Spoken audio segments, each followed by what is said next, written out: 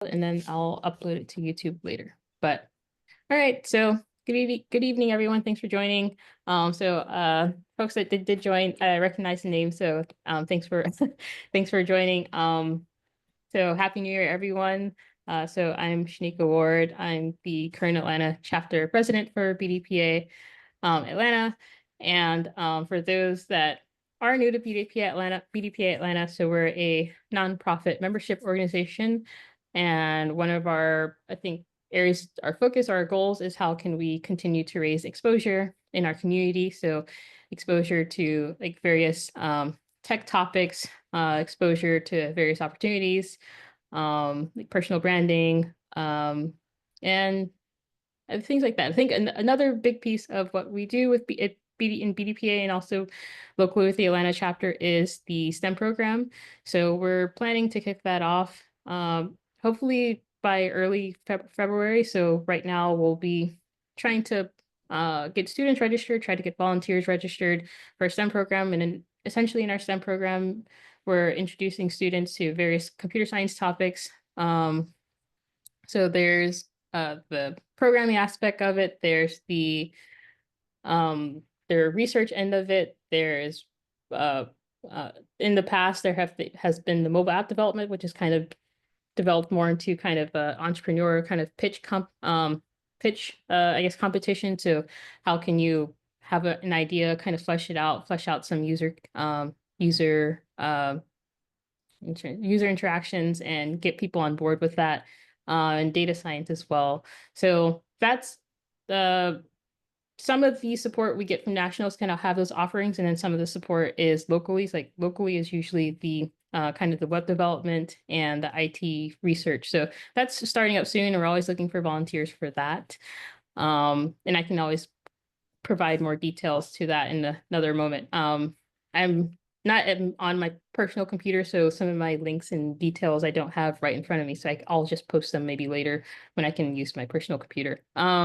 So in addition to the STEM program, we have our national conference, which I believe early bird tickets are available. The conference will be in August of this year. So that will be mid-August, and that's available. And it's I think an expansion of kind of everything that I've mentioned that's also in the STEM program, but now also a bit more focused on the professionals. So college students and working experienced people after college. So we're gearing up for that too, and more to come kind of related to the conference. So I guess at this time, I want to thank our sponsors. So State Farm has been one of our big sponsors each year, having us have this platform Zoom to host these sessions on our monthly sessions, which be on the lookout for what we'll have for February. We'll probably be promoting some content from another local group. And then also Motion Recruitment, who has been a big partner of ours the last few years with content, and that's where our speaker is coming from today. So I'll hand it over to John to introduce our speaker for the evening. Okay, great. Thank you, Shanika. I'm glad to be here again. Yep, we've been, I guess we've been at this for about 4.5 years now, with bringing content to the group. So a shout out to, people that are on the call and people that will watch the recording after. But there are just a little bit about BDPA across the country. There's 30 BDPA chapters across the US. And in the last 3 years, the BDPA Atlanta chapter has won the chapter of the year. I think mainly from all of the tremendous work that Shanika and Victor Montgomery have done with the STEM programs with the kids and the competitions and mentoring all these young people into IT, and has really been a special thing to be a part of. So congratulations to you again, Shanika, on that. That's really been quite a run for the Atlanta chapter. So should feel great about that. Julie Elmore, thank you again for leaning in here with us and giving your time and being willing to share your career journey with us. We've done this a couple of times with other CIOs and high-level executives across the Atlanta area, just asking them to share their career experience and their journey and obstacles along the way. It's always, I think it's very interesting for people to hear, that story and that journey and what you had to face and overcome along the way. I think we've you have some ideas in your mind, but then when you hear people speak about it, it's very telling. So look forward to that. I wanted to share just a little something. I've known Julie now for about 20 years, way back to her days at Macy's Systems and Technology, and so bear with me. I want to tell this story. So I'm gonna start off with just, when you think of C-level executives, you think of people with vision and great communication skills, business acumen, adaptability, resilience, accountability, emotional intelligence, a lot of other things as well. And Julie has all of those things. Most C-level executives are the total package, and that's certainly what Julie is. I want to hover over something on the emotional intelligence side of that characteristic. So this is a story that's it's very meaningful to me. It was someone that I had placed at Macy's long ago, and they lost a battle with cancer, and they were in Julie's group. And this is what I think, there are people that do this journey and elevate up to, this C-level position. And there are people that really have a heart and care about others and have empathy. And this person, they were a great person, and they lost this battle with cancer, and they had a couple of kids that were just about to enter into college. And Julie was part of a group of people at Macy's that helped do a fundraising effort year after year after year to enable funds to be there and supplement what the family was already doing, but really benefit these two kids to be able to go to college. And I was there at these events. I saw Julie host. I saw her and heard her, give words of encouragement to the family. It was a very special thing, and I'll always be grateful for you for doing that. But anyways, enough of that. You guys didn't want to hear about that story, but it is part of the overall story. So Julie, I'm gonna flip it to you in a second here, but Julie has been the last several years the CTO at Global Payments, huge company, offices all over the place. We talked about that before. Before that, she was the CTO at Dollar General for just about 5 years. And before that, she was at Macy's Systems and Technology, rose up from like program management, portfolio management into VP level positions over engineering and development. So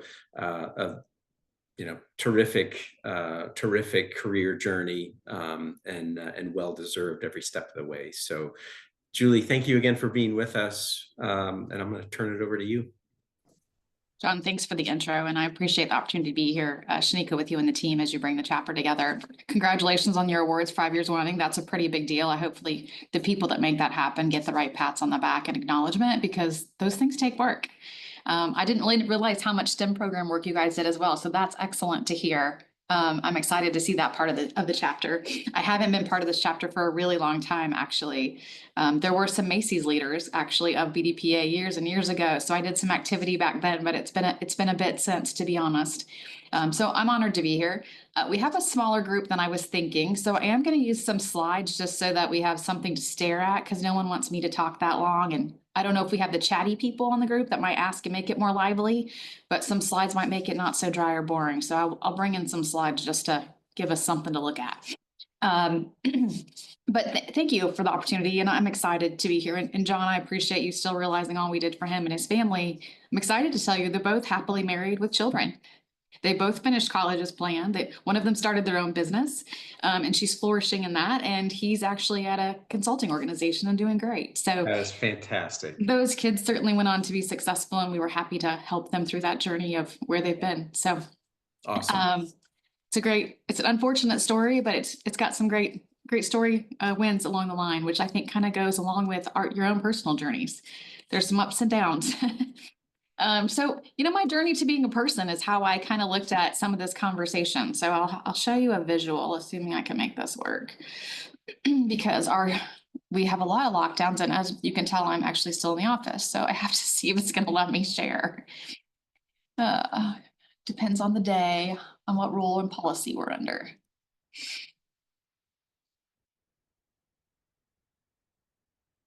All right, come back to me. Okay, so hopefully you're seeing my screen. Yep, Are you yep. seeing? All right, good, because I'm not seeing my screen, so I'm not sure what you're seeing. Okay, Julie's path taken. So this is kind of my journey in life. I do keep somewhat social media. I don't do all the current ones because I am, as John kind of alluded to, old. So these are the ones that have been around a bit longer and I've gotten more comfortable with. But I'm a US kid. I was born and grew up here. I grew up in the Midwest in the state of Iowa, which most people have never even been to.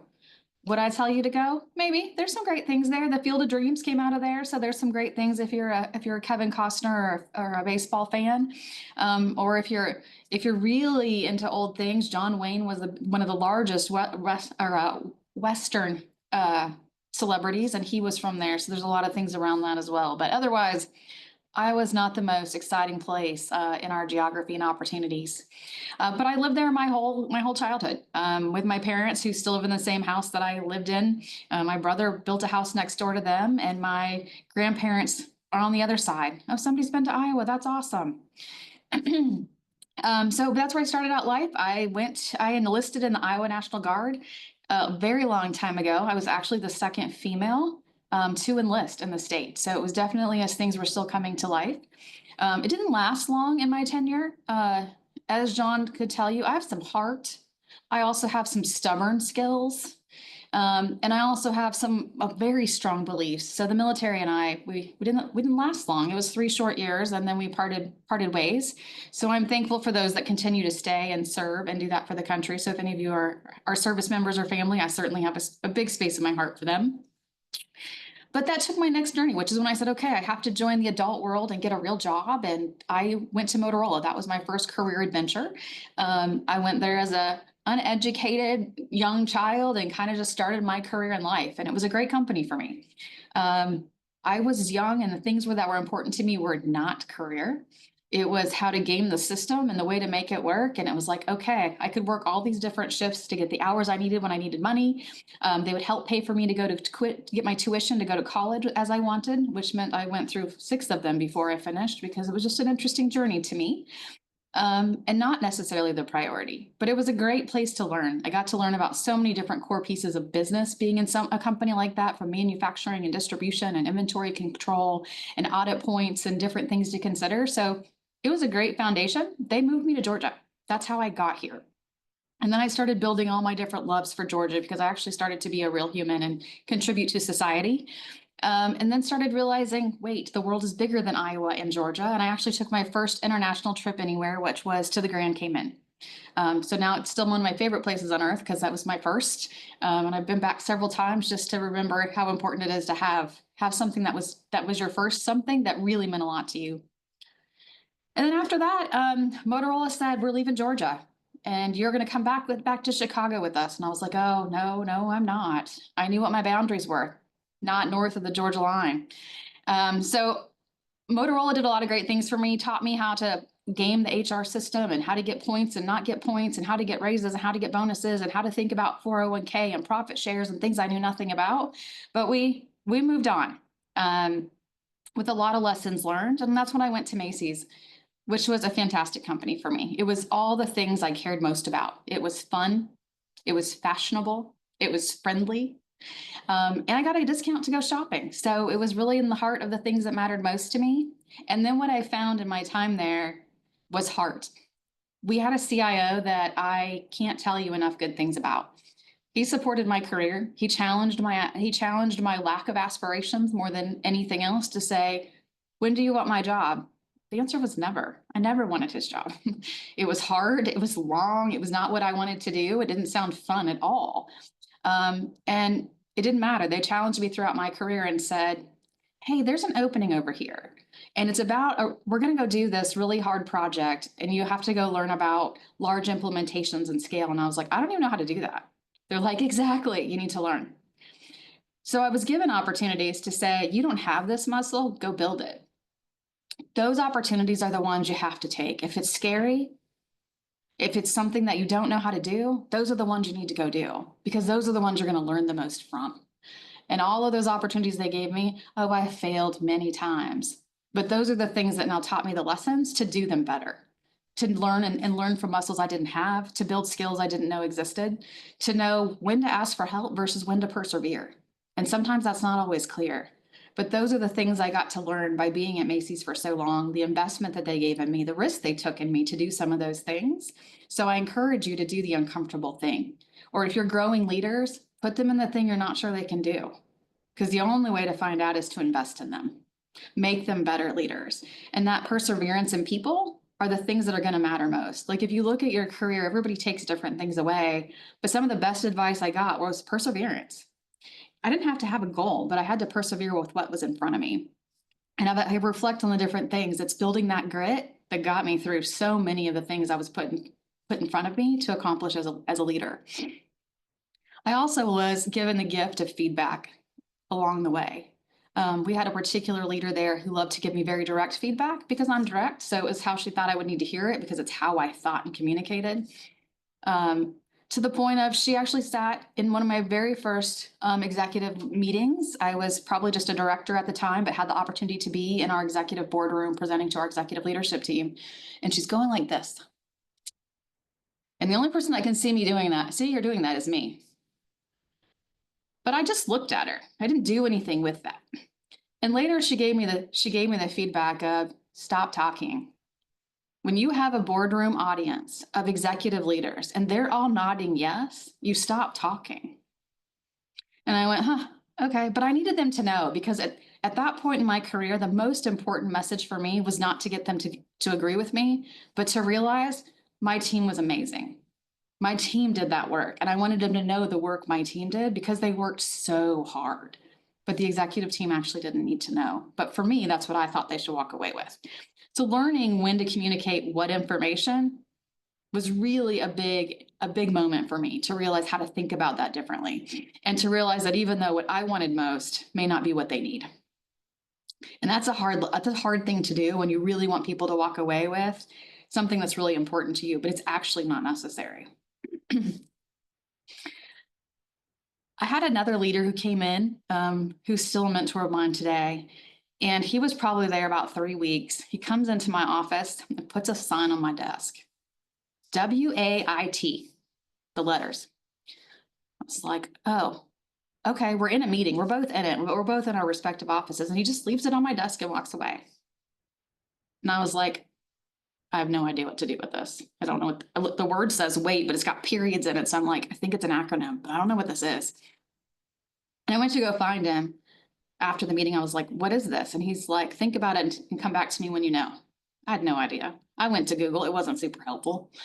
It would be now, because Google's so much smarter now than it was then. And it was, why am I talking? We were in a program update. I was sitting in a director level seat with all of my managers on the call, and I was speaking. His message to me as a leader was, stop talking and let your leaders talk. Your role as you go up into leading leaders is to support your leaders, not talk to your leaders. So it made me really turn my mindset and turn that nozzle a little bit to then go, if it's a meeting, why am I talking? Can I just ask a question rather than give the information I want them to know? How do I put a curiosity in there to help them grow? So I had an amazing opportunity at Macy's, giving me opportunities I didn't have muscles to do, having people give me feedback that I could do something with. Those are the things that got me to where I am. It certainly wasn't, I had this massive career trajectory and I had it all mapped out and checked those boxes. That's not what happened at all. I just had great leaders who invested in me. So finding those mentors and having those allies is really important for your career. And your allies are going to come in all kinds of different shapes and sizes. But for Macy's, while I was there, I like to have fun. We did a project that was horrible. We worked nights and weekends for months. I could tell you the names of the kids of all of my team members because we had kids in that office every Friday and Saturday and Sunday. My office was I had more crayons and glitter. It took like 5 years to get the glitter out of my office from that horrible project. At the end of it, I took the team to Taco Mac and said, do whatever you want. And I just blindly gave my credit card to the bartender knowing this was out of my personal, there was no way I was going to be allowed to expense it. I have like 40 some team members at the bar. We hang out for a couple hours. I get my tab and it's $180. I'm like, girls' night's more than $180. There's something wrong. There's 40 of us and there's never 40 of us at girls' night. What I realized was I had a team who didn't drink alcohol. They were drinking sodas and teas and coffees and water with no ice. And it wasn't their thing. They did it because I asked them to come. They didn't do it because it's what they wanted. So I said, all right, fine, you guys pick. What do you want our team event to be? We want to all run a half marathon together. I'm at a point in life where I only ran if someone was chasing me. But I'm like, okay, I have to go look it up. Like, how far is a half marathon? What does that look like? And we all start training together. 43 of us start training to do a half marathon. We go through that time, and guess what? 6 of us showed up on half marathon day because people stopped injuries. Just lots of things came up. And so there weren't 43 of us in the half marathon. There were 6 of us. But the 6 of us did it for 5 years. We went to the same one for 5 straight years because that was the kind of relationship we had built out of doing those hard projects together. From there, I met a new partner in life, and she had 2 children who are 24 and 28 now. So we have 2 boys, fortunately both adults and doing the adult thing in life and being successful.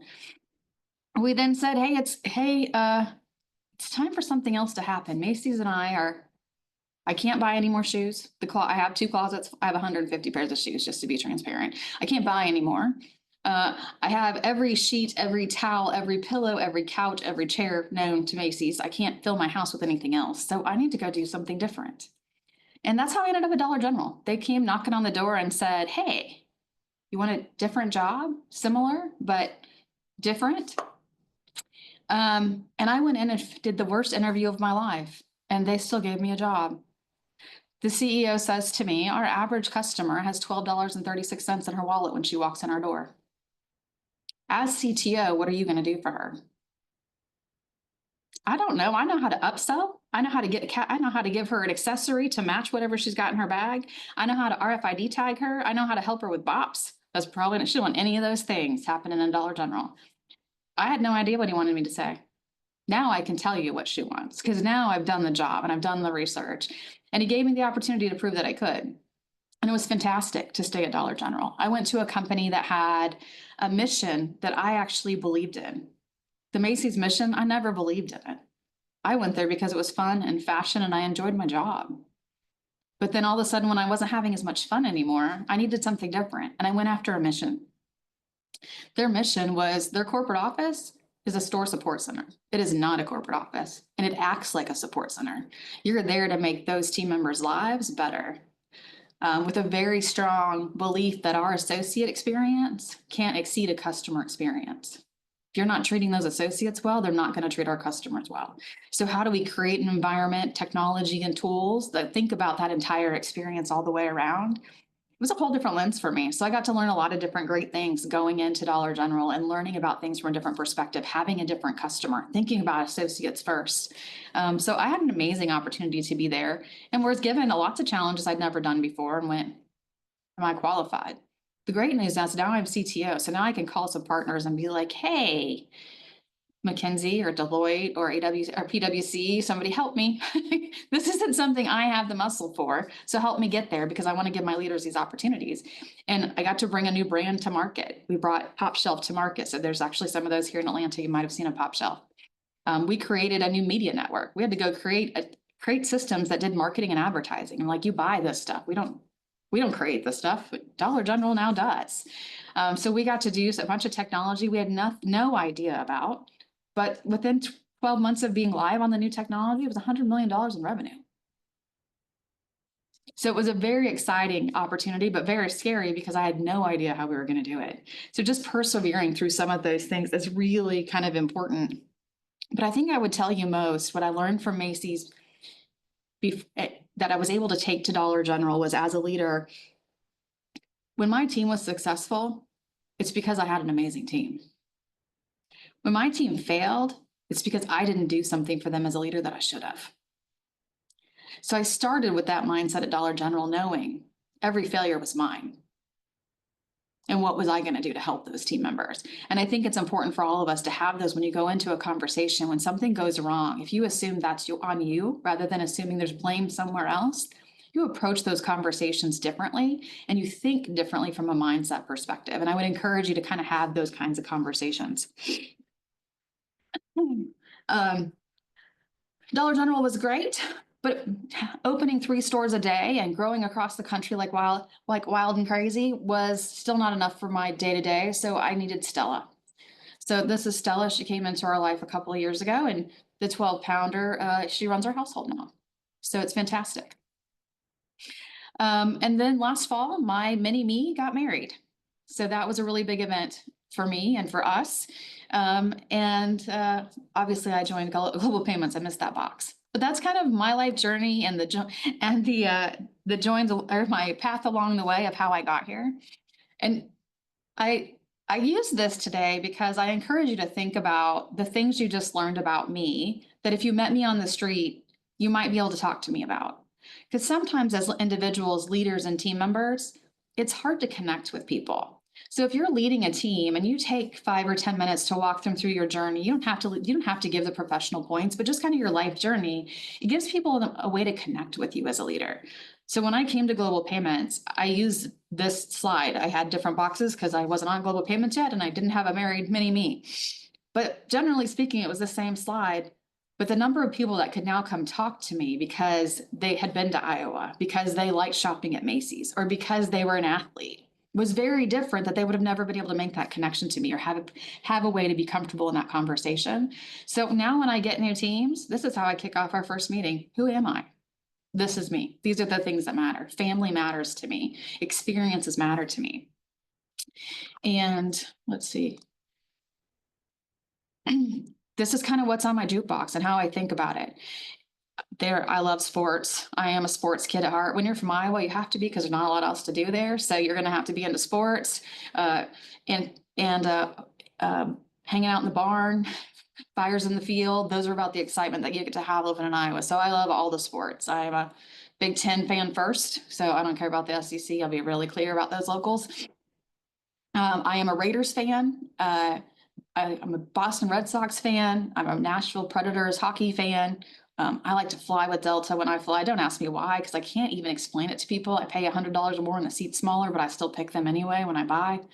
It's just one of those quirky things about me. And then, of course, this is another view of Stella. My favorite holiday is Thanksgiving. Family is the most important thing to me at the end of the day, because without my family, I don't even know why I'm here. And these are just pictures of my Iowa family, my pictures of us when we were all Rob's side of the family, trip to New York. I love to be on the water, so that's a picture of a boat. I play tennis very frequently, not for the athleticism, totally for the social activity. I love to read and I love to eat. So those are my favorite jukeboxes along the top. And then I'm always trying to think about on deck for me, what are the skills I'm trying to learn? So there's always something on my list that I'm working through. I listen to lots of podcasts, especially when I was working at Dollar General, because on Monday mornings I would drive 4 hours to Nashville. So there was nothing more than to kill time with podcasts and audiobooks.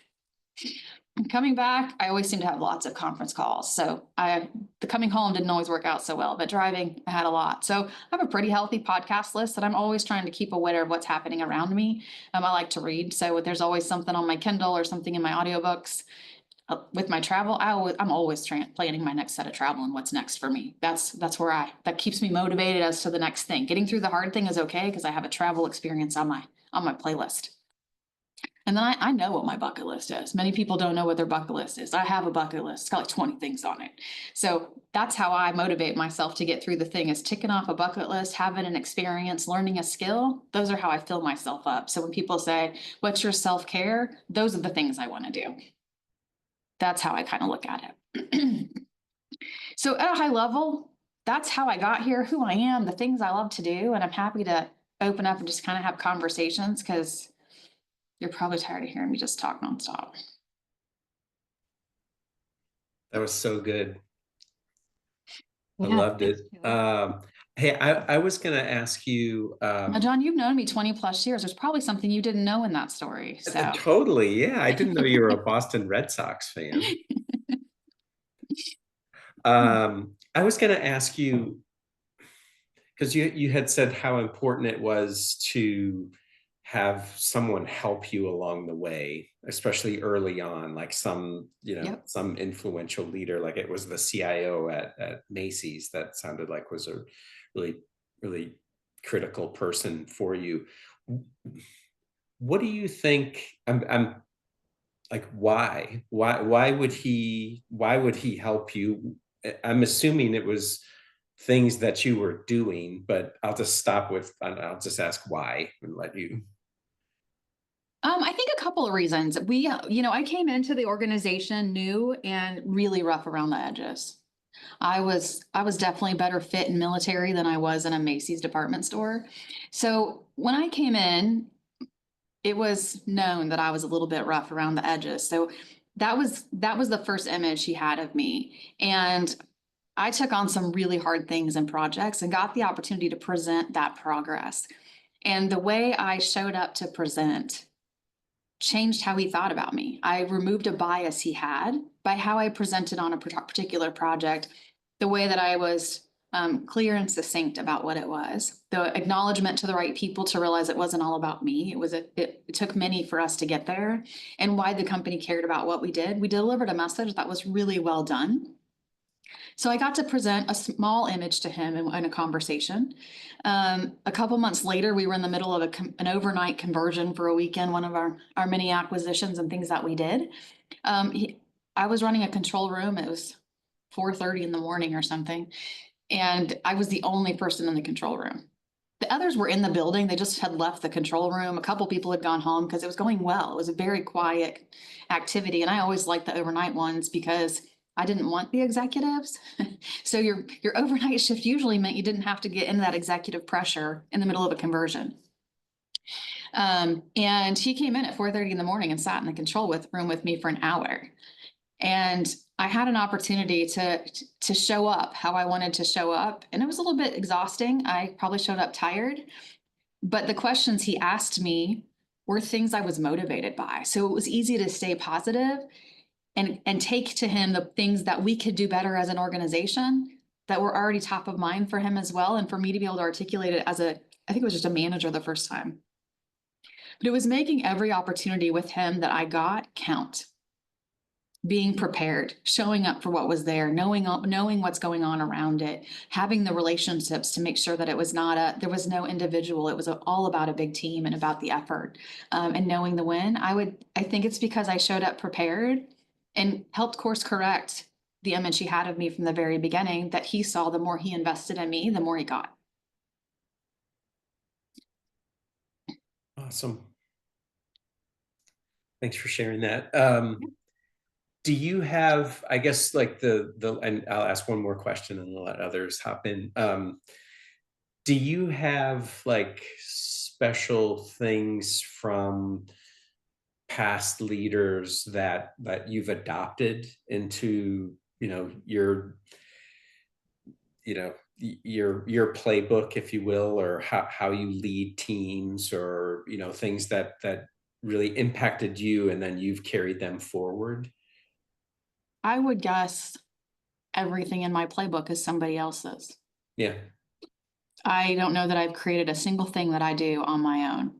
It's been, I watch someone else do it and go, I want to be able to do it like that. And I refine and rehearse until I feel like I'm using the playbook of someone else, whether that's how to lead through change and the things I need to do, or whether it's a tough negotiation or a conflict.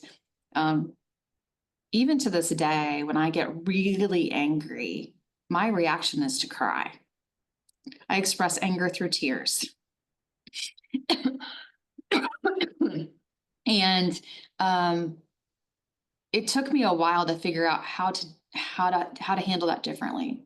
And I don't know why when I got angry, tears were the answer. It was for the longest time. And it probably still is in a moment. I'm pretty, if I got mad enough, it probably is still my reaction.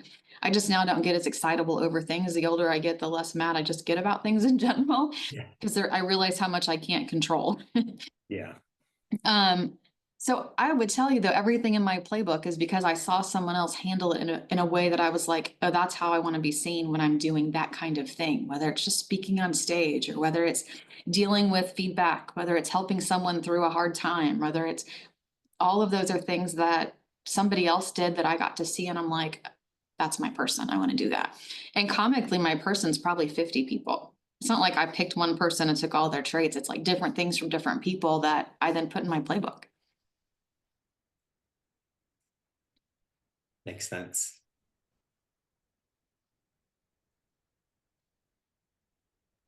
I'm not going to hog all the questions. Thanks again, Julie, for joining us. I think for me, I have a background as a software engineer, and I think I've been fortunate at companies to have opportunities to kind of speak with our leadership, like either VP of engineering or also just other C-suite folks. Something that I'm still, and maybe don't feel as comfortable as asking them that I do like asking you is, so what are things that like leadership, like VP of engineering, CTOs, like what are they looking for from, I guess, their team? Because I guess there's the personal level of like getting to know people, and that's probably where I usually feel a bit more comfortable with, like, yeah, learning hobbies and trying to talk to them on a personal level. But then trying to like maybe shoot past that, maybe from your perspective, what are things that are important to them? I think I went to a talk sometime last year, and someone that said they also were like past VP of engineering. They're always like, okay, what keeps the engineer like interested in staying at this company and staying in my department? That was something that they threw out, and I thought, oh, that's interesting. I never really thought about it from that perspective before. So that was like their perspective on it. I was kind of curious what yours might be. Like what should engineers kind of keep in their like focus for, I don't know, just like their focus while being there. So does that make sense? I don't know that I have a thing that's the same for everyone. You know, if I'm talking to my different groups or different engineers, I think part of it is, what do they want from me?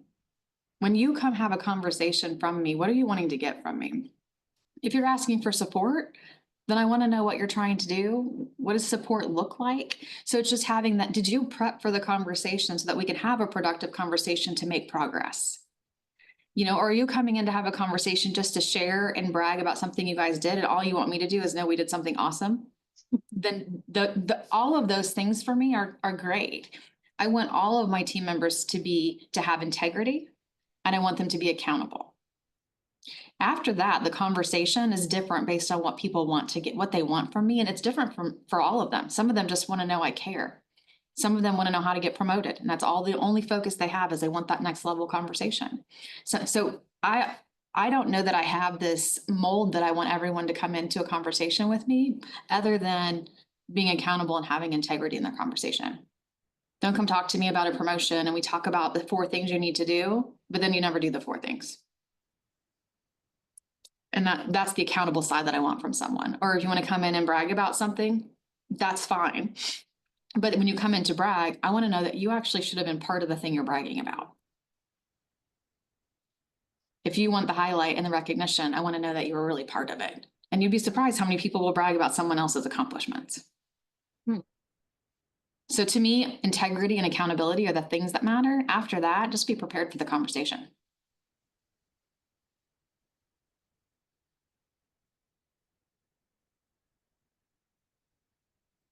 Thank you. Any other questions? I probably definitely could use some more.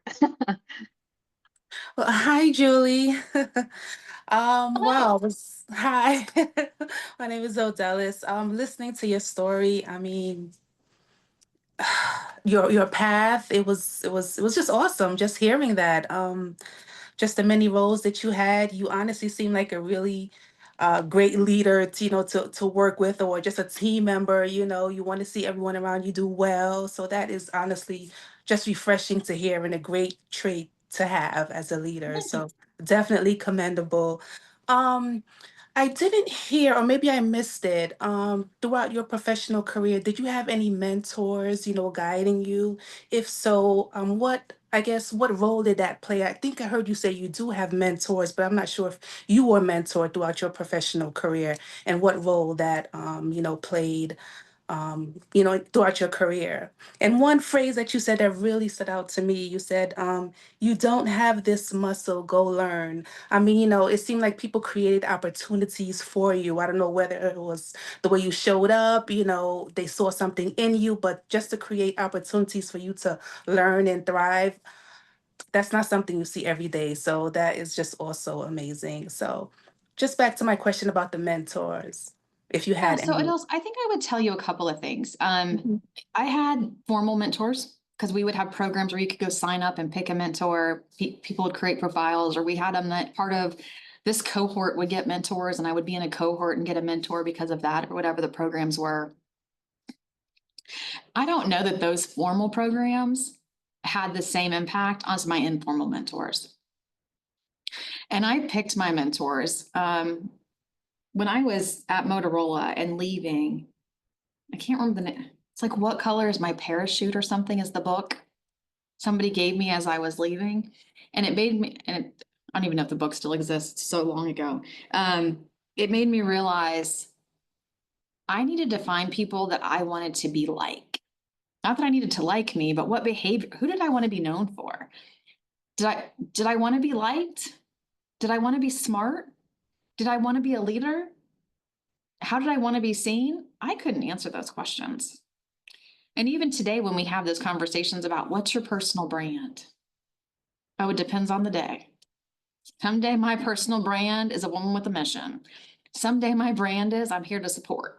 So my brand is all over the place. When John said I'm the whole package, oh, it's the whole package. It's the spectrum I can run. I can be the good cop and the bad cop in the same 5 minutes because I'm that versatile. So I think the mentors I had that made a difference are the ones I picked. I went after them for a thing to be like, John, the way you handled this negotiation, I don't know, I wouldn't have known how to do that. How do I think about those kind of things? So next time I had a negotiation, I would go to John and we would practice or whatever, ever that might be. Or if I'd seen Kelly speak in front of the group, a town hall, something as simple as a town hall, or present some slides that told a story that I was like, I would have never told the story that way.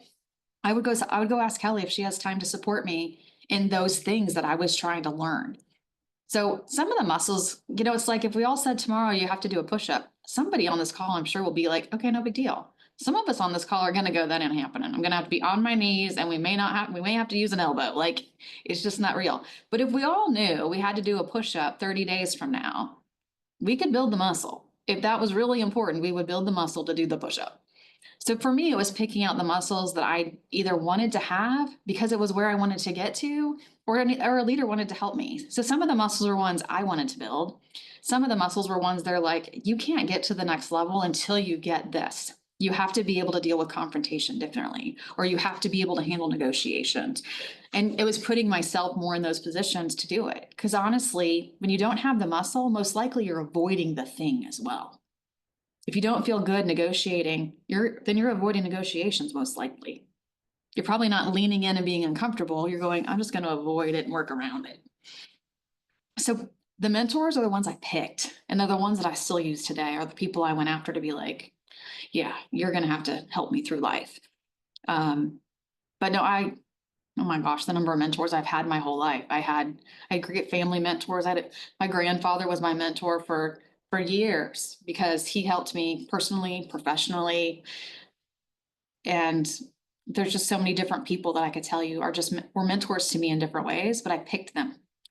I picked the ones I wanted to really get the most from and that were willing to give it to me.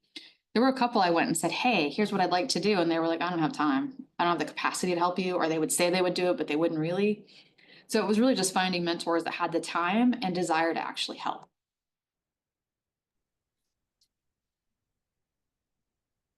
Do you have that happen to you now?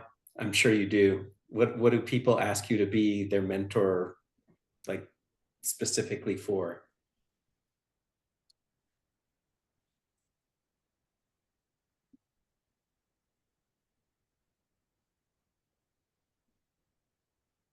I guess the most mentoring requests, we'll find out because the mentoring program launches on Friday. So we'll see what ones I get after Friday. But the ones that I've had in the last couple of months that have come up, there's a project manager running one of my projects and it's not going very well. And I was watching for about a month because I was trying to get into the why am I speaking. The note was still in my head, even though that note was from long ago going, look, I need to let the team work through this. I can't insert myself. And then one day I couldn't let it go any longer. I was like, all right, now this is a reflection on all of us. This isn't okay that we're still stumbling like this. And it was more the way we rallied as a group in that conversation, the way I was able to get the team to acknowledge the failure, lean into the objective, and how are we going to get through that without saying, John didn't do what he was supposed to do. Shanika never showed up on time or got busy with a different task, whatever the excuses were. We didn't have that conversation. It was re-rallying the group about what that looked like. And they felt like they were doing that as a project manager every week. They thought they were rallying the forward progress. They thought they were pushing forward because they weren't seeing the fact that they were asking Shanika for the same update week after week. They thought that was progress versus just stopping the conversation and saying, how do we make the progress? And really leaning into it so that she came to me after that meeting and said, can you teach me how to run that meeting like you did? So we've been working on that in some of those kind of conversations.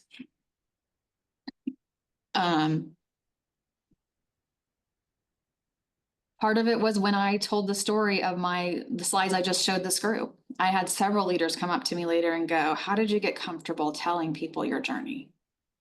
I'm like, well, I didn't tell I told you the roses and rainbow story. I didn't tell you the story about how the dog died. I didn't tell you about the story of the broken relationship. Because while those formed me, they didn't matter for the conversation going forward. I told you what I wanted you to know about my story. And a lot of people are uncomfortable telling you who their story is because they're worried about the bias you'll create because of them. And ultimately, if you tell me you don't like people from Iowa, well, that sucks. But I can't change the fact that you have a bias to not like people from Iowa. And just being able to get to that place in your own self-acceptance to be like, I'm comfortable with that's who I am. And that's not going to break me if you have my bias because of that. And getting comfortable with those, I've had a couple people come up and go, I can't tell people that. I came from a broken home. I watched my sibling get shot. They just feel like all of those things that happen to you don't make you a good whole person, which is really unfair. So I'm helping a couple people through that. It's okay to tell your story. It's who you are. So I have a couple, actually I have two of them that I'm working on with right now about getting comfortable with who they are because it makes them successful.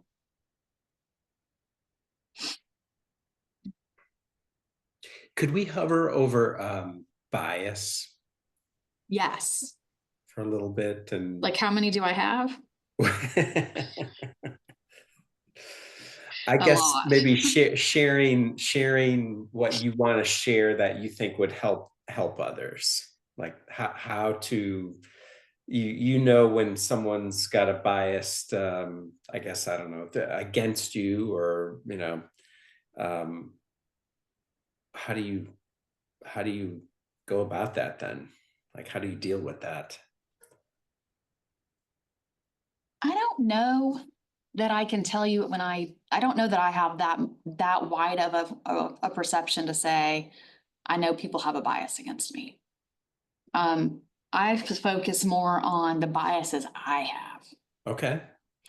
And, you know, I'm a big, how did they explain this in some training I went to?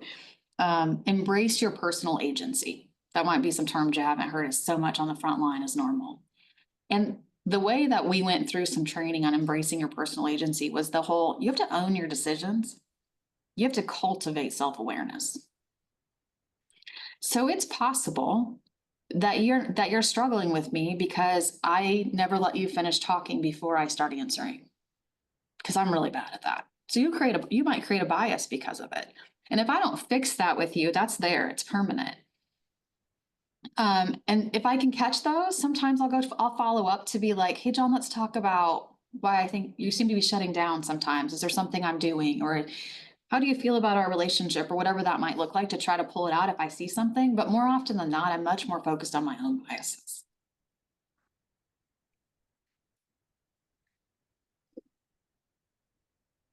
Hey, good evening. Can y'all hear me? Hello. Yep, Hey, we can hear you. Manquity is full. Hey, thanks. Thank you, Julie, for taking the time out this evening Yeah. to present yourself. And I hear you talk about your brand, building the muscle, you as a leader, and also as a parent too. This my question to you, if you have something like as a parent, what are some traits as a parent or characteristics as a parent, you as a parent, have you taken to your leadership? Have you taken those parenting traits into your role as a leader at work? Have I taken any? I don't know that I can think of one top of mind that I'm like, I took this and was able to apply it. It's probably the lessons that I learned didn't work with the kids. I didn't bring to the office. Like, because I said so didn't work at home and it doesn't work here. It's Yeah. probably more of those than the, like, here's the wins I brought in. I think if anything, it's not the parenting trick side of things that I get to watch and Mhm. learn. It kind of plays into the bias question John just asked. You know, like if you go ask a bunch of 5-year-olds to sweep the floor and put magnets on the refrigerator, they'll get it done. But who does each thing, the way they choose to do that is different than how a group of adults would do it. There'd be some hierarchy, and oh, it's your house, you're gonna have to be the one with the broom. Oh, it's your refrigerator, it's your magnets, or it's gonna be about your design, then you design it on the thing. You're better with creativity, you're better with this. So when you put kids into something, there's a lot less bias. So if I think about it from how did something happen at home, and I was with, especially the younger they are, those are the things I get to bring to work. It's the lack of bias. Because they don't care what color you are, they don't care how tall you are, they don't care what skill you have, they just want to have fun. Yes. And we care about those things for some reason at work. When you walk through my door and you're 6'5", I don't know why, but I do stare at them a little bit longer. It's really unfair, but I know I do it. Like, holy crap, you're tall. I don't know why. There's plenty of tall people, but for some reason, I gotta stop a moment and look. Well, thank you. Yeah, sorry, it didn't even give you any good answer, Oh no, that was a great answer. What I heard from like extending that grace, extending grace to someone. People want to take on the task different than you may take it. You know, that's what I heard from where you were just talking, explaining, yeah, you know, the grace and yes, people that's different, and you gotta delegate according to how their personality. yes. Well, thank you. Yeah, you're welcome. Thanks for asking.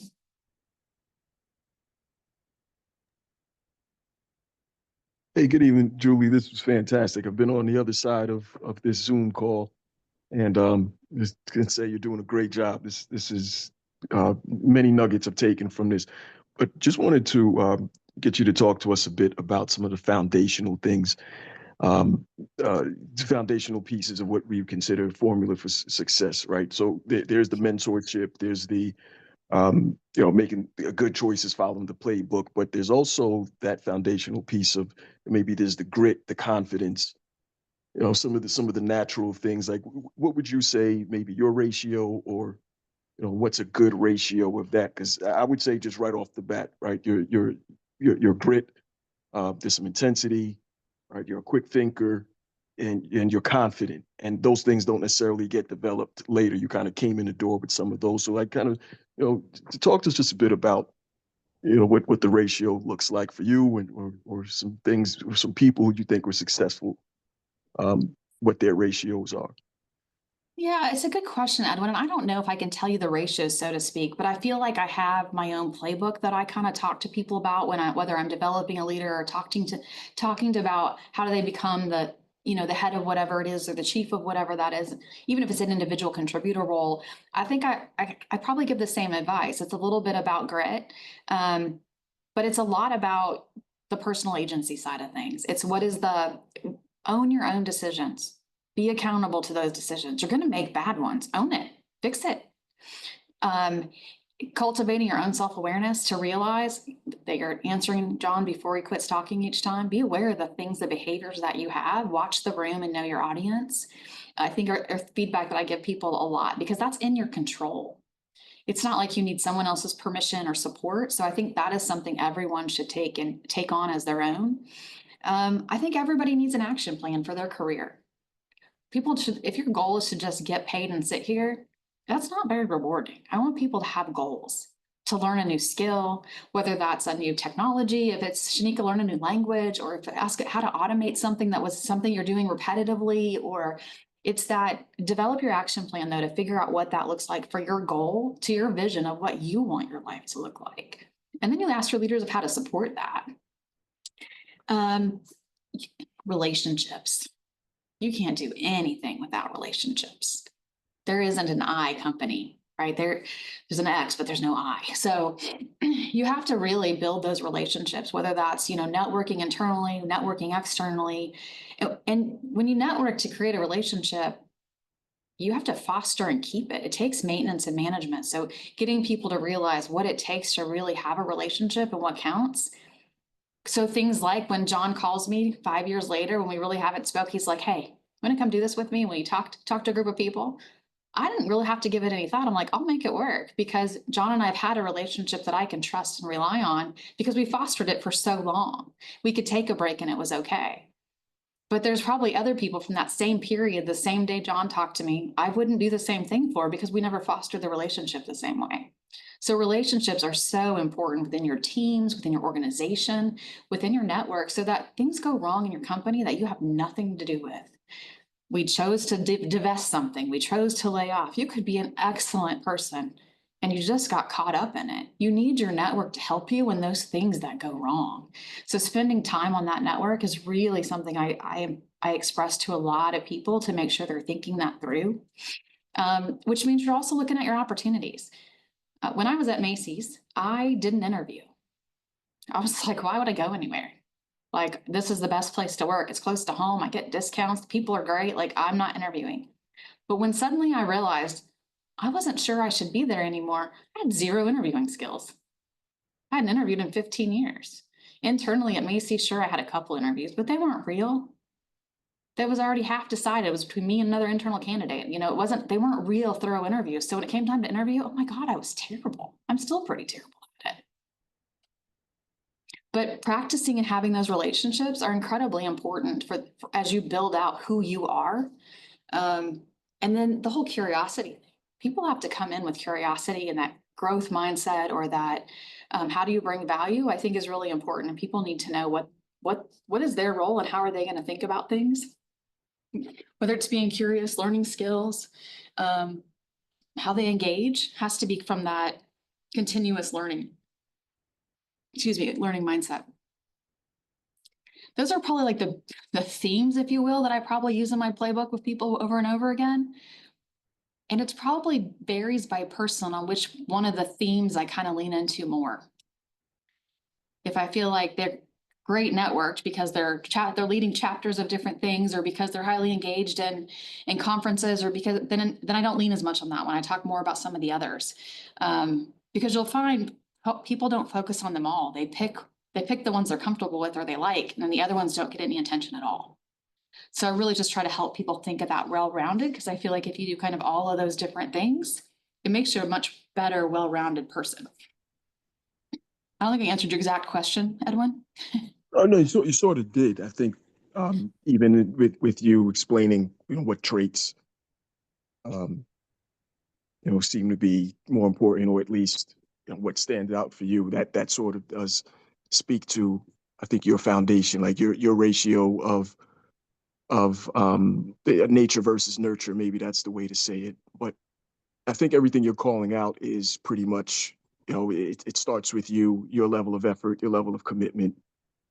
And, you can have I get the sense that you're saying you can have all the credentials in the world. That doesn't replace, you can have all the accolades, or, everything on paper. That doesn't replace needing to, really roll your sleeves up and, bring as much of your authentic self to your goals. So no, I appreciate it. Yeah.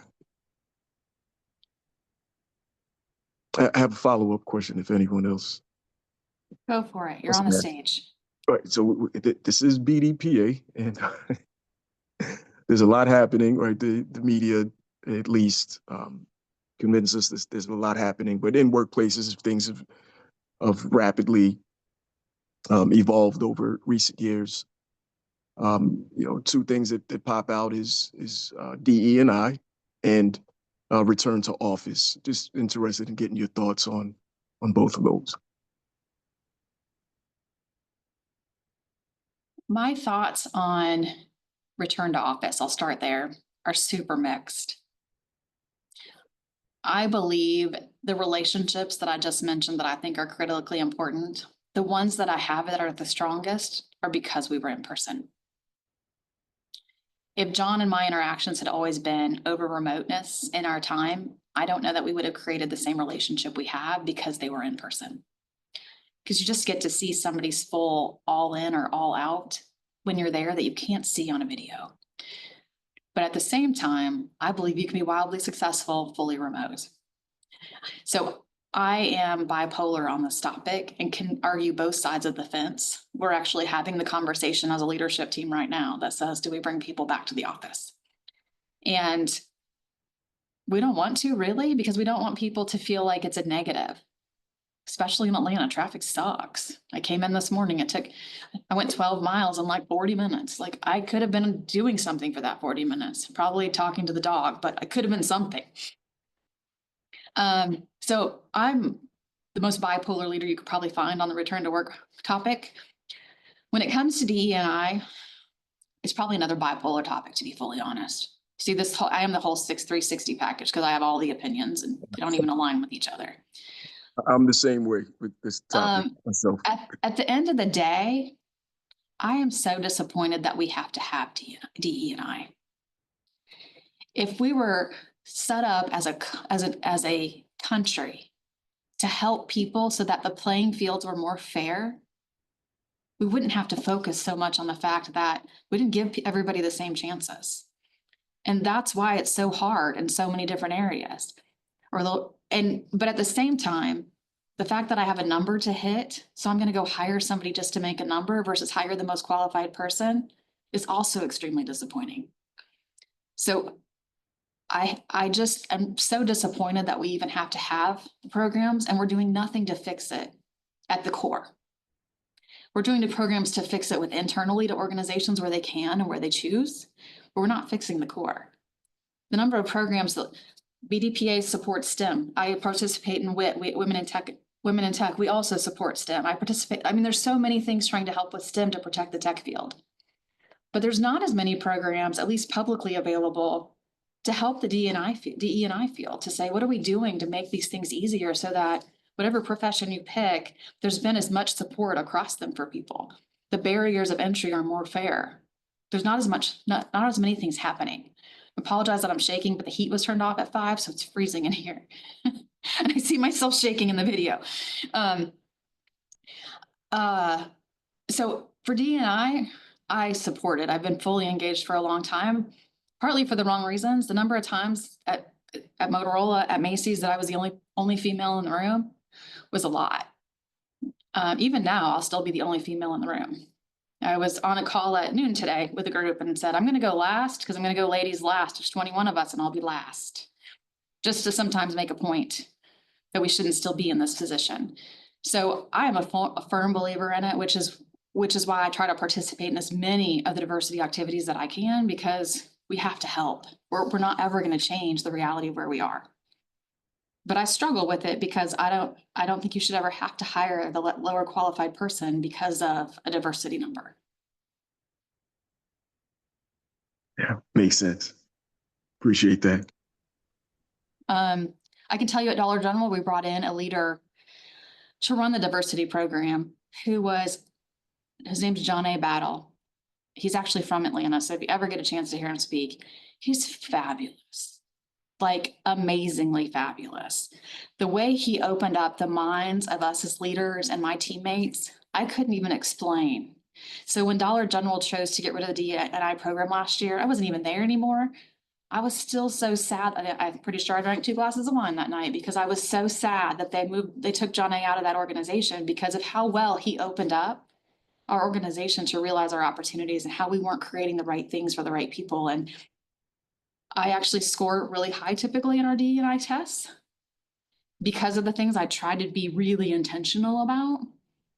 And the difference he even made in me was amazing. So the people that scored so much lower than I did, if they really went in with the curiosity and an open mindset, the difference was huge. Like, I don't even know how you could have measured how much better he made the company, but yet he's no longer there. They chose to get rid of that particular program. So I was really disappointed.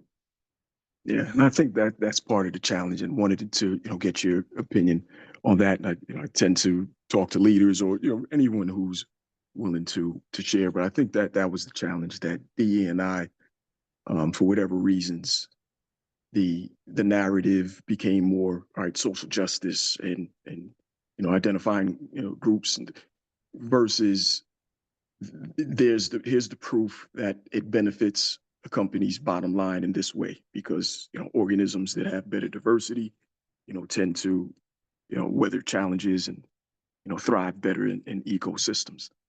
And so I think if DE&I was if the term was tossed about, like, let's say agile is in organizations, Yep. that its efficacy may have been able to be realized even better.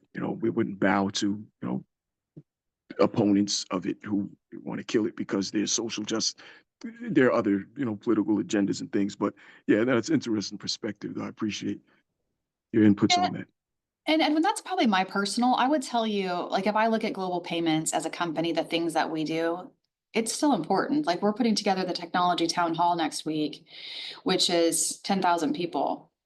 And DEI is on our agenda for the town hall next week because it's still something we're talking about and working on as an organization. It's still top of mind. So my opinions aren't necessarily reflective of how this company's working, but it's things of how I've seen it play out and what it looks like. But fortunately, I work for a company that cares. They're still very focused on what this could be. Yeah. Oh, it makes sense. I think you're saying that it's it's front of mind for you, and you're an agent of that corporation. I think that's how companies continue to care, right? It just takes a relatively small percentage of people to include it because they see the value, not necessarily for the virtue signal, or we'll just have this included as a line item. And I also appreciate what you said, right? It's not about physical attributes towards hiring, right? Like, my height or my skin color shouldn't be my qualification. It really, we want to have a good balance of merit at the same time. But yeah, rich topic. Thank you for helping to tackle that here. Yeah, of course. Thanks for asking. Sometimes it's not always easy to be comfortable to ask, so thank you for doing it. Can we talk about the youth That I used to have? I'm thinking, do you lead the young people that come into your teams now that are whatever, either right out of college, or you have managers and other people underneath you that lead them, but you're still involved, I'm sure. The difference, like how you lead the young people of today versus, I don't know, however far you want to go back, but maybe just sort of like is there a difference, like a compare and contrast of like what that looks like to you. Or things we should maybe be aware of much more now in today's world with young people. I don't know that I have a really strong position, John, on Okay. how I look at that. I think, which probably may not be a good thing, to be fully transparent. I probably look at it more when I look at my team of how is the onboarding experience to come in? What does that look like? And it's less about if you're 18 or 82. Mhm. It's like how does it feel to come to my team? So there's behaviors that I've been taught over time. Our CISO at Macy's taught me, he had real higher engagement scores than any other leader. I was like, what are you doing? Hmm. He's like, well, here's 3 things that I'm doing. 1, I interview every candidate that comes into my organization. Everyone. He was not to make a decision. He said, I try not to influence at all. I try to do the interview, and I'm John's last interview, and my job is to sell John about why he wants to come work for my team. And so it's a sales pitch to the candidate, but more importantly, it's so the candidate has already met you once before they ever step on your campus. So when they meet you in person, it's less intimidating, and they know who you are when you're walking down the hallway. Because there's nothing worse than walking down a hallway to somebody that's 3 or 4 levels above you that you didn't realize who they were. Like, oh, I didn't know that was who that was, right? That's so uncomfortable for the candidates and for the new team members. So I've done that for the last decade, ever since Larry told me that was one of the things he did. He also always bought pizza and brought them all in the cafeteria to fill out the survey. So I also thought that was buying his votes, but he says he didn't tell them what to put. He just bought the pizza and asked them to come into the cafeteria. So be it. I don't do that part of his recommendation. But it has made me look at the onboarding experience of my team members to say, what does that look like? And I would say, really the last 10 years, your candidates have been digital. Like the applying for the application have been online for the last decade. So I don't know that I'm doing anything different because of the age of the candidates as much as trying to make that onboarding experience more important. I focus more on my interns, silly enough, to make sure that when an intern comes to my team, they leave here with a skill. I don't care what the skill is, but they learned something. So when they go back, they're A, not saying anything negative about working here. And B, when they try to get a job, they have something that they can say they did. I actually contributed by doing these 3 things, whatever they are, is very important to me. At Macy's, we had lots of opportunity, and we're able to tell them, if you come back after you graduate, we'll guarantee you a job. We don't do that here, and it makes me sad because when you find some great candidates, you'd love them to come back, which isn't just, we don't guarantee it. And I don't know how many of them come back anyway, but I love the fact that we could put that out there. So I focus a lot on my interns to give them a story to tell when they leave, more than my new, younger hiring talent, which is kind of sad as I'm saying out loud, but it's real. You're starting early. I love that. I know Kelly Gardner has a lot of thoughts about the onboarding experience. Ellie, what are the things you think about when it comes to onboarding? Oh, goodness. If the onboarding is shaky and their first day experience is lackluster, how excited do you think they're going to be to work for your team in your organization? Yeah, I think about it. So if you're not intentional about it from start to finish, from the day the offer is accepted to the day they walk through the doors into your office, then you're setting yourself up for a potentially very shaky start and maybe a not very long tenured employee. So yeah, I don't know the stats, but I feel like that has to be a statistic that says the worse the onboarding experience is, the lower the longer tenure, less tenure they have. And by the way, if you're still onboarding today, like you did before the pandemic, or even 2 years ago, you're probably doing it wrong. So it's one of those. Oh, just put me in the doing it wrong camp, because that's for sure. It's awful. But seriously, thank you for sharing your story, Julie. It's awesome. Yeah, of course. Yeah, I loved hearing everything about it. And I've heard, I have one of my best friends is a really, really good chef/cook. She kind of goes back and forth. She names the mother for her sourdough. Oh yeah, I have 2. I have Jane Doe and Dolene. My mothers Okay. absolutely have names. So And I you're have off two to a because good I don't, start then. I'm a terrible cook. So I have two just in case I kill one of my mothers, because you should never kill She your mother. talks But to I have, them, she takes them, into different I don't spots. take mine anywhere. Sometimes I put my mother in the fridge for a couple months, but I have two mothers in the fridge because I don't trust myself not to ruin one. Okay, nice. So it But sounds like you're off to a good Jolene came start. from Nashville, so that's why. So Jolene had to be more Nashville branded, and Jane Doe was because I didn't know what I was doing. So, yep. I love it. One of the many cults I've joined.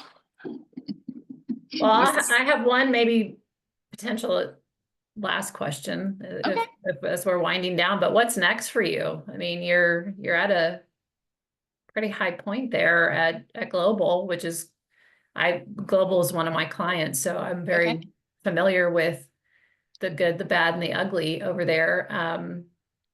But what's next for you?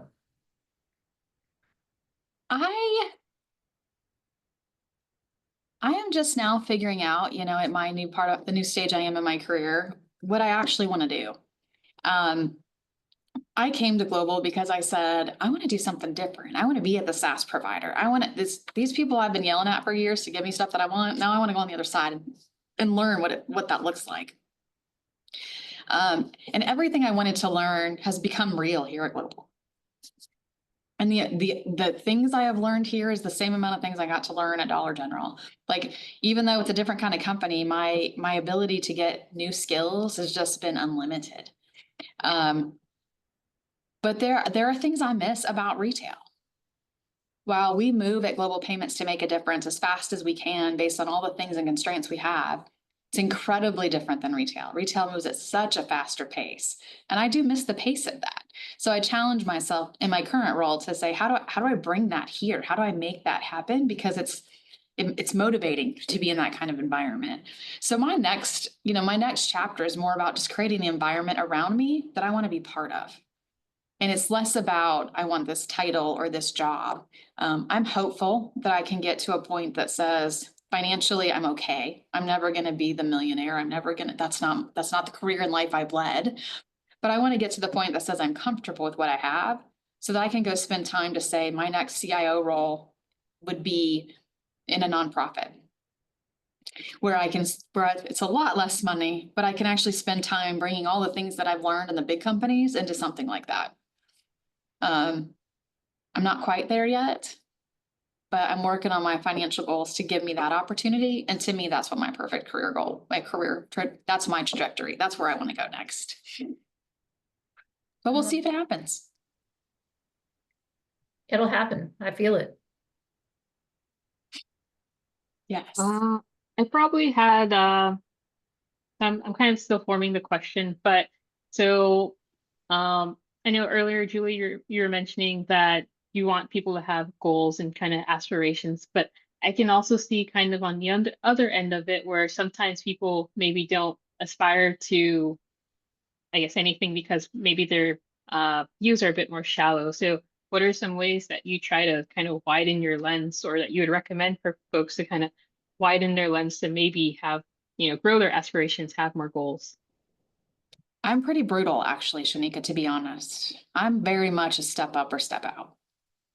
I don't have tolerance for people who want to stay shallow and stay where they are. I don't want you here. And then that's mean and cruel, but I want people who want to be here. And if you want to be here, you want to learn the new skills. You want to make us a better company. You want to make us a better team. If you don't want those things, I don't want you here. So I have those conversations with people. My first conversation is discovery to find out what's going on. Because it might be they're in the wrong role. It might be they're in the wrong team. They have the wrong manager. There's all kinds of reasons maybe that's happening. Or they're at a point in their life where they're exhausted because they're taking care of their ill mother and they've got a toddler and they're like, I just have nothing left right now. I'm in that transition. So it's always first about discovery to make sure there's not extenuating circumstances versus I'm 56. I don't want to learn anything new. This is the way I work. I live alone. I have no commitments. I just don't want to do anything more than work 8 to 5. I'm taking my hour lunch and I don't care if we get better. Go away. I don't have time for you because it's not healthy for us as a team. It won't grow us as an organization and we can't afford to sit still or we won't be here. So I'm pretty ruthless, actually, about some of those conversations. And people will go hide under rocks just to make sure, for as long as they can, so that I don't find them, but I will find them in my organization. Fortunately, I think you'll find most people want to be part of a team. They might not care if they're liked, but they want to know they did good work. They want to know they're helping contribute. Well, then we just talk about how, and it doesn't mean you have to have an aspiration to have a different title or you have to go be on a different team. Growing is just sitting in your current role you can do. But you can also branch laterally or up or whatever, depending on what you want to do. But I find most people want to do a good job. So then we just talk about how that good job bar has just moved up a little. And it's what are the things we need to do to keep moving that up.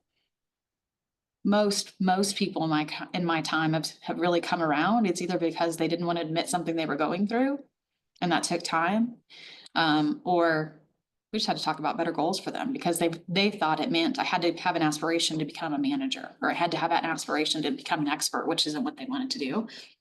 And they didn't have to. Those things aren't required to be a good team member.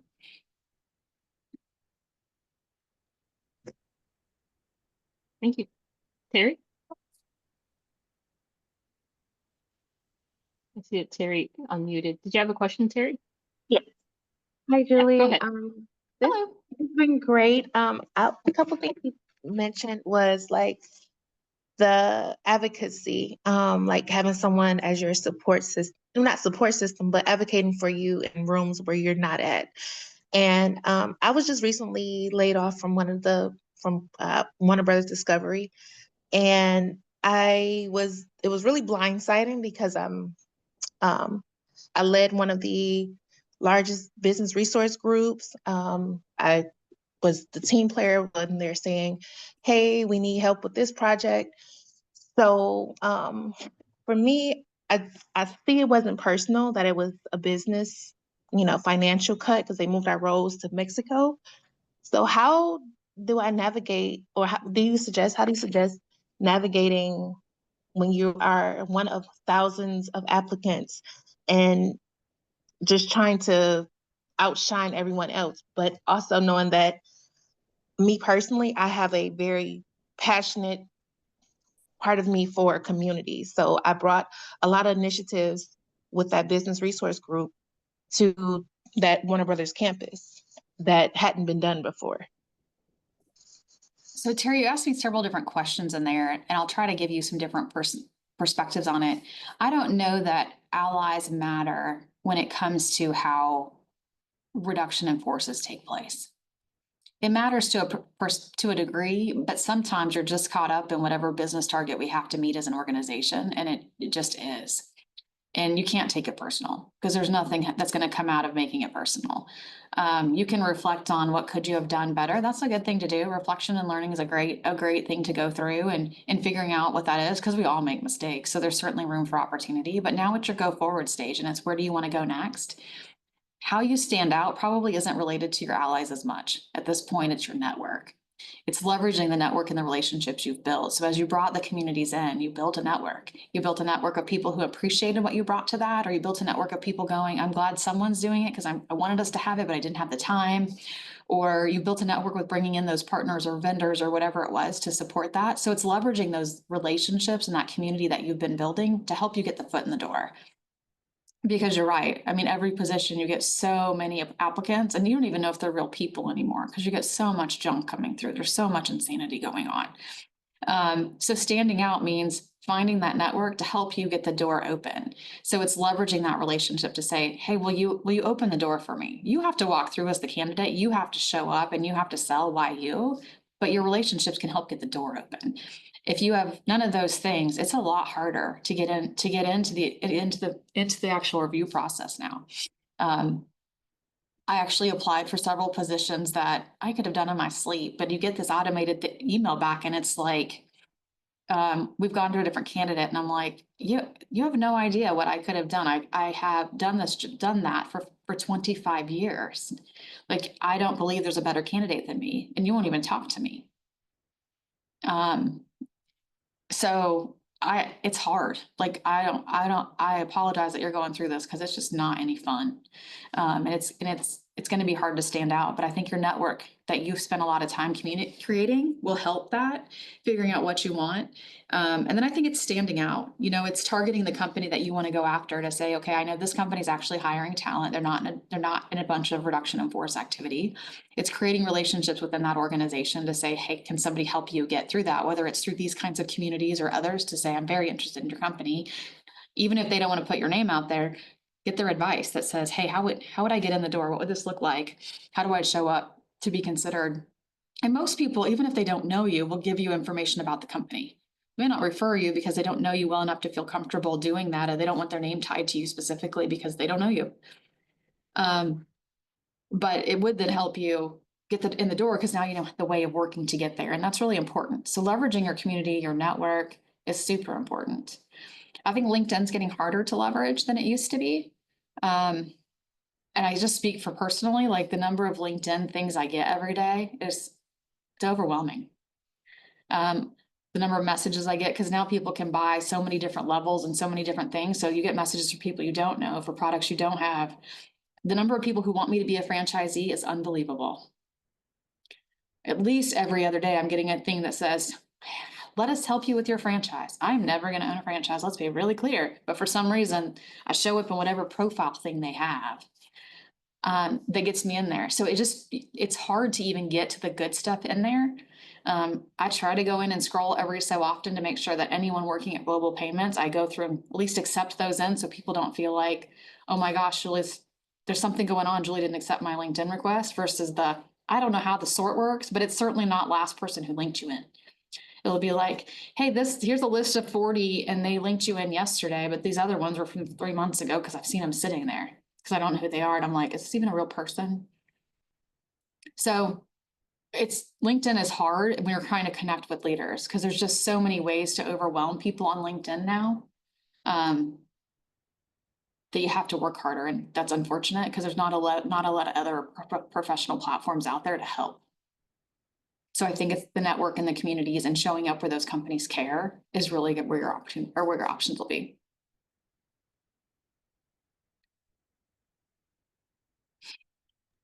Thank you. So maybe follow on to that, if someone were trying to pursue something at Global Payments at this moment, what would you recommend?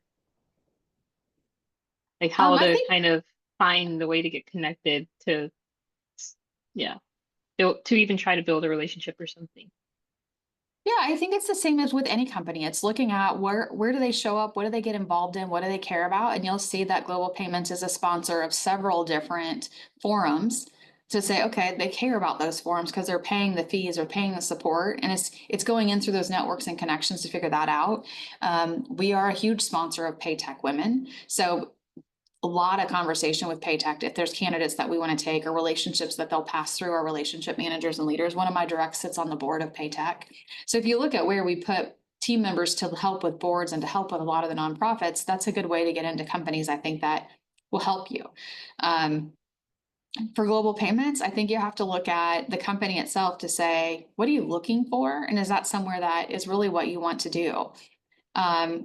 We do a lot of reduction in forces for a company that I'm not used to, but it's because we're high merger and acquisition organization. So part of mergers and acquisitions means somebody goes away. You don't keep everybody from all things. It just isn't practical to make that business economics work. So you see a lot of that activity, and you have to be comfortable with it when you come somewhere like Global Payments.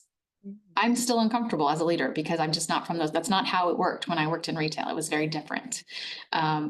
But we also had a very high turnover in retail that you don't have in a corporate tech company.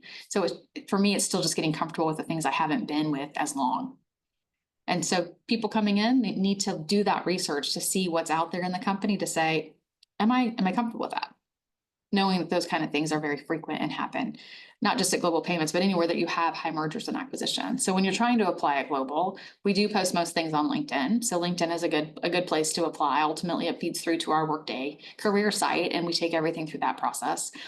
We do have a very active recruiting organization. So they're often posting, hey, we're going to do this type of recruiting thing, and paying attention to those to show up at that type of event. Lots of times they're just virtual things is another good way to get in, because they're actually looking for people that show up communicate, try to make a connection, and then to get them into the door, because they also struggle to get through all of the thousands of applicants for jobs.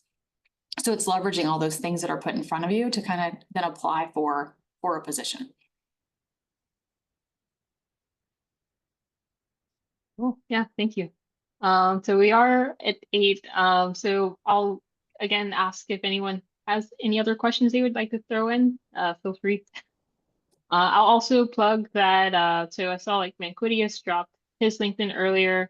If no one was monitoring the chat, yeah, I think it's a good opportunity to kind of drop your like LinkedIn, and folks here can connect if they feel comfortable doing that. Also following the BDPA Atlanta LinkedIn, if you feel comfortable doing that. We are always like reposting something that's happening in the community. There's always something happening throughout a given month. So many ways to kind of connect with people if you're trying to look for ways to kind of build your network, build relationships. Any other questions? I'll just say thank you again, Julie, for giving us so much time tonight. I feel horrible you're still in the office. My goodness. Yeah. My You should really goodness. feel horrible over the fact I don't have heat, but otherwise it's fine. Yeah, I'm hoping traffic has died down for you if you are still like there at this point. I'm hoping traffic's died down. Me too.